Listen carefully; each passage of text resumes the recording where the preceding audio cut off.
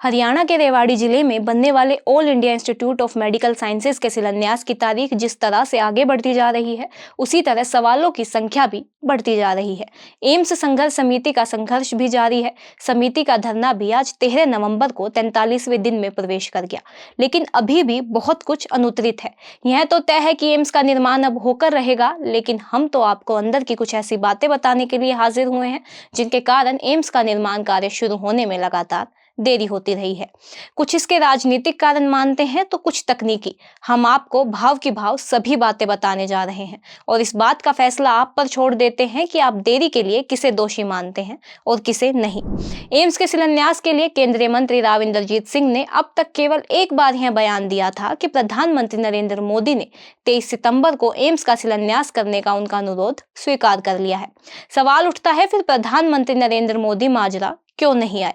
इसका जवाब यह है कि न पीएम की नीयत में खोट था और न राव की ओर से कोई ढिलाई बरती गई। प्रधानमंत्री कार्यालय ने 23 सितंबर को शिलान्यास करने के बारे में जब स्वास्थ्य मंत्रालय से संपर्क साधा था, तब पीएमओ को बताया गया कि टेंडर प्रक्रिया अभी पूरी नहीं हुई है। इसके बाद भूमि पूजन के विकल्प पर भी विचार किया गया, लेकिन दूध का जला छाछ को भी फूंक फूंक कर पीता है। इस मामले में भी यही हुआ। पीएमओ ने बिहार के दरभंगा व तमिलनाडु के मदुरई में बनने वाले एम्स का उदाहरण दिया। जिस तरह इन दोनों स्थानों पर एम्स की जमीन का मामला लंबे समय तक अटका हुआ रहा, उसे देखते हुए पीएमओ ने तब तक शिलान्यास न करना उचित समझा जब तक कि टेंडर प्रक्रिया पूरी नहीं हो जाती। एम्स से संबंधित जिस 2 से 3 मरला जमीन के न मिलने की बात कही जा रही थी, उसकी भी कोई रुकावट नहीं है। एम्स संघर्ष समिति के नेता कामरेड राजेंद्र का भी मानना है कि अब 210 एकड़ जमीन सरकारी हो चुकी है, इसमें कोई रुकावट नहीं है। इसके बाद 16 नवंबर की बात चली। राव इंद्रजीत को उम्मीद थी कि इस तारीख तक सब कुछ हो जाएगा, लेकिन ऐसा नहीं हो पाया। अक्टूबर के अंत में खुलने वाला टेंडर रद्द हो गया। इसके बाद तो बवाल मच गया, लेकिन सरकार के बिना देरी 2 दिन बाद ही नए सिरे से टेंडर जारी कर दिया। अब 28 नवंबर तक बिड जमा की जा सकती है, जबकि 29 नवंबर को टेंडर ओपन किया जाएगा। आप अपनी स्क्रीन पर नए टेंडर का विवरण भी देख सकते हैं। 3 दिसंबर को चुनाव परिणाम आएंगे। ऐसे में अधिक संभावना यही है कि 3 दिसंबर के बाद ही माजरा एम्स का शिलान्यास होगा। पीएमओ से जल्द ही तारीख तय करके राज्य सरकार को सूचना दी जाएगी। अब आपको बता दें कि दरभंगा में क्या हुआ था। जैसे ही पीएम मोदी ने अपनी एक जनसभा में दरभंगा में एम्स बनाने के बारे में बयान दिया, वैसे ही बवाल मच गया था, क्योंकि तब तक तो जमीन का विवाद भी नहीं सुलझ पाया था। दरभंगा जिले में लंबे समय तक यही विवाद चलता रहा कि बिहार सरकार जिस जगह पर जमीन दे रही है वह सही नहीं है। दरभंगा में एम्स बनाए जाने की स्वीकृति 19 सितंबर 2020 में मिली थी। उस समय वहां एनडीए की सरकार थी। इस तरह मदुरई में जमीन को लेकर ऐसा ही विवाद चला आ रहा है। आप गूगल पर सर्च करेंगे तो आपको दोनों जगहों के विवादों का पता चल जाएगा। हालांकि हरियाणा में केंद्र और राज्य सरकार के बीच टकराव की स्थिति नहीं थी, परंतु प्रधानमंत्री कार्यालय शिलान्यास के तुरंत बाद निर्माण शुरू करने के पक्ष में था। इस मामले में सबके अपने अपने तर्क हैं। एम्स संघर्ष समिति के प्रवक्ता कॉमरेड राजेंद्र सिंह का कहना है कि भाजपा का कैडर आधारित नेतृत्व राव जैसे उन नेताओं को कम तवज्जो दे रहा है जो कांग्रेस या दूसरी पार्टियों से भाजपा में आए थे। भाजपा ने राव साहब को हमेशा छोटा बनाने की कोशिश की है। राव को राजस्थान विधानसभा चुनाव में स्टार प्रचारक तक नहीं बनाया जाना यह साबित करता है कि भाजपा राव इंद्रजीत को समेटने की साजिश कर रही है, जबकि यह सर्वविदित है कि अलवर जिले में राव वीरेंद्र सिंह के समय से राव परिवार का प्रभाव रहा है। हरियाणा सरकार राव को श्रेय न देने के लिए अब तक देरी करती रही है। कामरेड का कहना है कि पहले मनेठी की जमीन को जंगल बता दिया गया। उन्होंने यहां तक कह दिया कि तब राव नरवीर सिंह वन मंत्री थे और वन मंत्री के लोग उस समय कहते थे कि पगड़ी बांधो इंद्रजीत की और एनओसी मांगो नरवीर से। अब कॉमरेड की इस बात में कितना दम है यह तो वही बेहतर जानते हैं, लेकिन हम अतीत को भूलकर वर्तमान की बात करें तो माजरा के लोगों ने दरियादली दिखाकर जमीन दी और इस प्रोजेक्ट को मनेठी के एकदम निकट ही पूरा करने की पहल कर दी। एम्स संघर्ष समिति का यह कहना है कि पहली बार जब माजरा एम्स का टेंडर फ्लोट कर दिया गया था, तब आवेदन के लिए 3 नवंबर 2023 तक का समय दिया गया था। यह टेंडर 4 नवंबर को ओपन होना था, लेकिन इस टेंडर को एडमिनिस्ट्रेटिव कारण का हवाला देकर रद्द कर दिया गया। सवाल इसी टेंडर पर है, क्योंकि संघर्ष समिति का तर्क यह है कि जब टेंडर 3 नवंबर तक ओपन होना था, तब तकनीकी कारण कहां से आ गया? राव से किसने गलत बयान दिलवाया? हमने पूरे मामले को समझा, लोगों से बात की। एनजेपी की टीम उस जगह पर पहुंची जहां पर एम्स बनना है। वहीं पर एम्स संघर्ष समिति के प्रधान शोताज सिंह व प्रवक्ता कॉमरेड राजेंद्र सिंह से बात हुई। आप दोनों की बातें सुनिए। आपने 2 दिन पहले के लेख लिखा था, तो क्या इसमें इंद्रजीत की गलती है या फिर कोई और प्रॉब्लम्स है, क्या दिक्कत मानते हैं? मैंने जो लेख लिखा था उसमें मौलिक बात यह थी कि सरकार की नीयत में बड़ा खोट है।